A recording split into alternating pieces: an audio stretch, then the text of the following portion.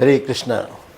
आज के वीडियो में हम चर्चा करेंगे क्या आध्यात्मिकता के में प्रवेश करने के लिए हमें जीवन में कोई झटका अनुभव करना ज़रूरी है। आइए इस विषय पर हम चर्चा करते हैं। बहुत सी बार लोग पूछते हैं कि आप स्पिरिचुअलिटी में आए, जीवन में ऐसा क्या झटका आपके लगा जो आप स्पिरिचुअलिटी में आ गए। तो आइए जानते हैं भगवद गीता 7.15, 7.16 और भागवतम 1.210 के रेफरेंस में कि ये क्या झटका ज़रूरी है। आइए जानते हैं, समझते हैं, शुरू करते हैं। तो हम सभी ने देखा है कि ज़्यादातर लोग तभी आध्यात्मिक मार्ग पर जीवन जीना अपनाते हैं जब उन्हें जीवन में कोई बड़ा झटका अनुभव होता है, जैसे कि कोई बड़ी बीमारी होना, धोखा, असफलता, अपमान या किसी अपने की मृत्यु होना। तो क्या यह ज़रूरी है कि इंसान को कोई दुखद अनुभव हो तभी वह आध्यात्मिक मार्ग पर भगवान की ओर आकर्षित होता है? क्या ये ज़रूरी है? आइए इस विषय पर और चिंतन करते हैं। तो इसका उत्तर थोड़ा गहरा है और पहला उत्तर है नहीं, झटका ज़रूरी नहीं है। पर ज़्यादातर लोग बिना झटके के जागते नहीं हैं, है ना। थोड़ी बहुत भक्ति में होते हैं, लेकिन जब इंटेंस भक्ति में तभी आते हैं कुछ बड़ा झटका। जब उनके जीवन में अनुभव वो करते हैं तब वो निश्चय कर लेते हैं कि अब मुझे इसमें और अधिक भगवान से अपने संबंध को और प्रगाढ़ करना है। तो हम जब भौतिक सुखों में लिप्त रहते हैं तो हमें लगता है यही जीवन है, there is no other thing which we can think about.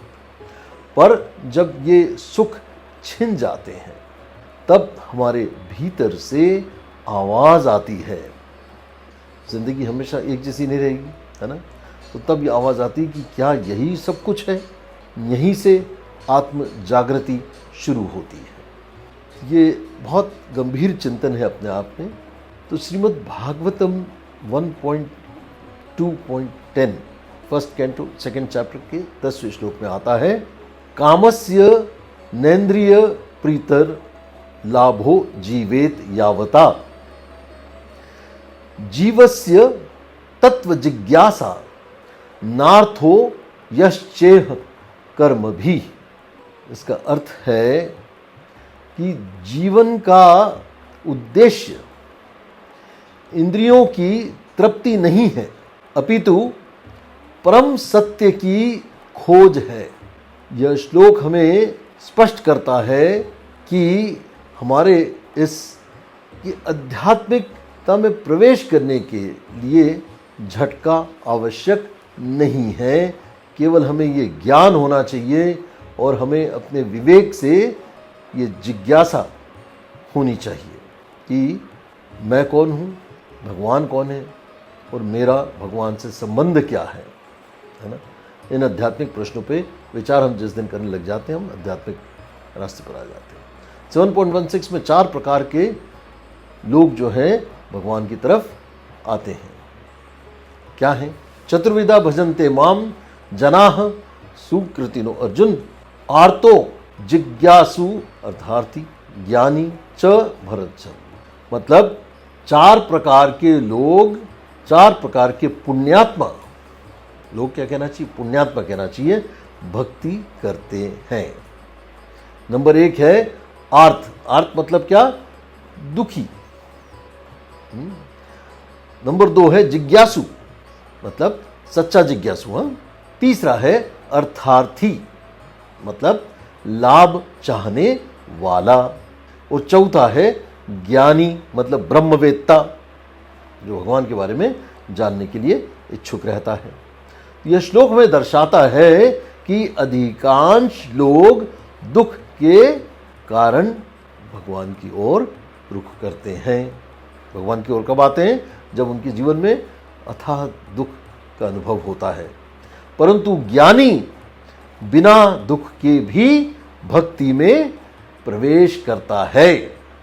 तो इसलिए ज़रूरी नहीं है कि सभी लोगों को, या बहुत आवश्यक है कि कुछ झटका लगेगा तभी वो इसमें आएंगे। ठीक है, जिस प्रकार से हम तमाम विधाओं में एक जिज्ञासा की आवश्यकता होती है, इसमें भी हम जिज्ञासा होगी तो निश्चित रूप से आ सकते हैं। 7.15 में आता है दुष्कृतिनः, क्यों नहीं आते?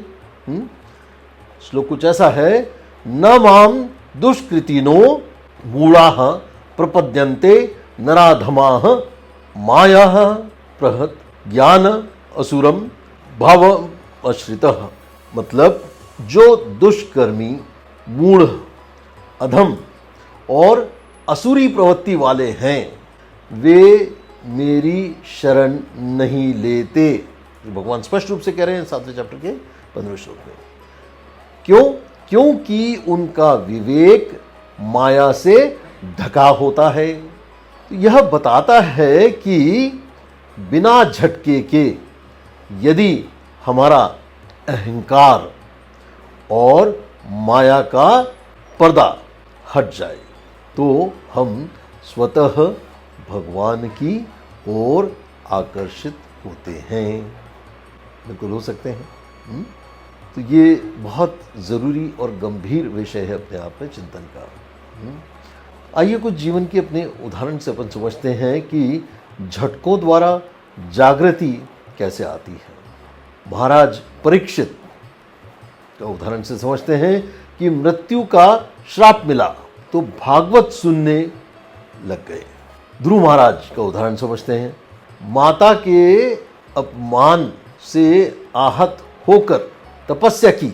तीसरा एग्जाम्पल समझते हैं नारद मुनि का, माता की मृत्यु के बाद वन में गए और भक्त बन गए। तो शौक से, किसी प्रकार का शौक से शक्ति मिलती है। हर मोड़ पर भगवान ने इन झटकों को कृपा का धक्का बना दिया जाता है। जब भी कभी ऐसे शौक्स आते हैं तो वो एक प्रकार की भगवान की कृपा है उनकी तरफ खींचने की। ठीक है, तो क्या झटका ज़रूरी है? पुनः एक बार चिंतन करते हैं। वही बात है कि झटका ज़रूरी तो नहीं है यदि व्यक्ति में निम्नलिखित, मतलब जो चर्चाएं अभी हमने आपसे करी हैं, जो गुण बताए गए हैं, वो झटका नहीं चाहिए। उनमें से क्या है? विवेक, मतलब डिस्क्रिमिनेशन, मतलब पावर ऑफ राइटियसनेस। दूसरा है विनम्रता, ह्यूमिलिटी। तीसरा है सत्संग और मार्गदर्शन।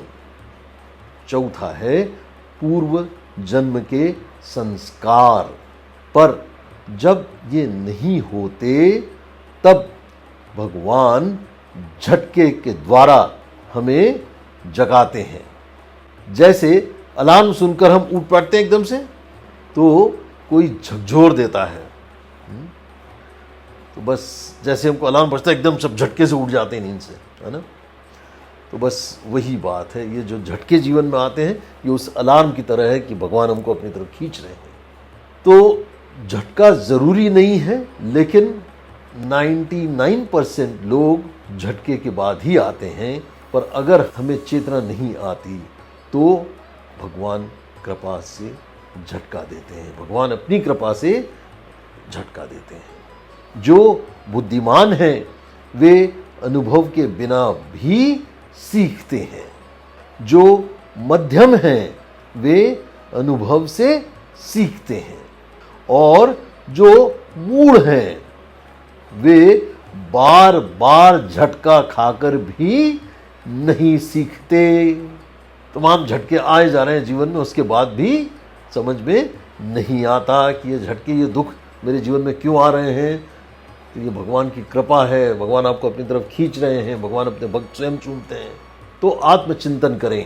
क्या मैं स्वयं से प्रश्न करता हूँ, मैं कौन हूँ, क्यों आया हूँ। सत्संग करें। झटका लगे उससे पहले सत्संग से सीखें, भगवान की ओर कदम बढ़ाएं। बिना इंतज़ार किए या बिना किसी और झटके के, बिना किसी इंतज़ार के झटके के भी हम आध्यात्मिक मार्ग पर निरंतर और नित्य रूप से चल सकते हैं। ठीक है, तो याद रखिए, ज़रूरी नहीं है, किसी झटके का इंतज़ार करने को आवश्यकता नहीं है, हमें किसी प्रकार के कोई झटके की आवश्यकता नहीं है, कोई इंतज़ार करने की ज़रूरत नहीं है। लेकिन हाँ, आपके जीवन में कभी कोई ऐसा अनुभव आया होगा जिसने आपको भगवान की ओर प्रेरित किया है, तो निश्चित रूप से नीचे कमेंट बॉक्स में ज़रूर लिखिएगा। और ये भी हमें बता सकते हैं कि क्या हम अपने बच्चों को झटके लगे बिना आध्यात्मिक मार्ग पर लाने का आप क्या प्रयत्न कर रहे हैं, वो भी कमेंट बॉक्स में लिख सकते हैं। क्या झटका आने के बाद भी कोई वापस भौतिकता में जा सकता है, इस पर भी विचार करिए, ये भी मुझे कमेंट बॉक्स में लिख के बताइएगा, ठीक है। तो ये आज की चर्चा आपको कैसी लगी, इसके ऊपर भी अपने विचार ज़रूर बताइएगा। बहुत बहुत धन्यवाद। हरे कृष्ण।